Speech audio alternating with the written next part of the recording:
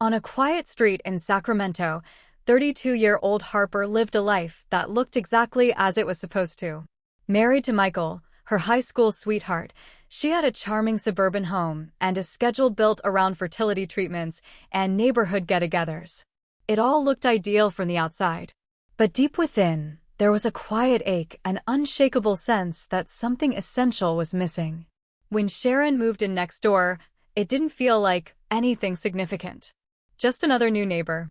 She owned a small bistro downtown and drove an old pickup truck that stood out sharply against the sea of polished SUVs in the neighborhood. She didn't quite match the mold, and somehow, that made Harper take notice.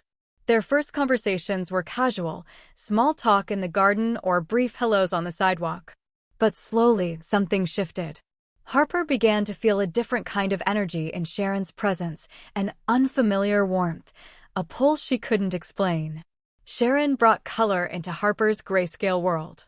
She grew herbs in her backyard, cooked with her windows flung open, and laughed loudly, like she had permission to take up space.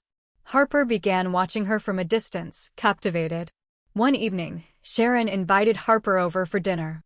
When she arrived, Harper found her in the kitchen, experimenting with a new recipe. It was ordinary on the surface, just two women chatting amid the clutter of pots and ingredients. But when Sharon leaned in to wipe a speck of sauce from Harper's cheek, something shifted. Time seemed to pause. Harper's breath caught in her throat. From that moment on, she found herself waiting for the sound of Sharon's truck each afternoon, her heart inexplicably racing. On Sharon's birthday, Harper baked a cake, something she almost never did. She walked next door, pausing at the door before knocking. Sharon answered with a surprised smile, her eyes lighting up. They sat in the backyard, the soft flicker of candlelight wrapping the evening in intimacy. They didn't speak much, but the silence between them said everything. When Sharon leaned in to kiss her, it wasn't abrupt or dramatic, it was soft, inevitable. But the impact felt like thunder. That kiss wasn't an ending. It was the beginning of something vast, uncertain, and real.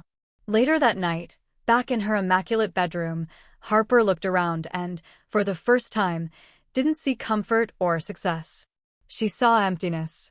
Her transformation didn't happen all at once. But that kiss, it was the crack in the perfect surface of her life. And, through that crack, light began to pour in.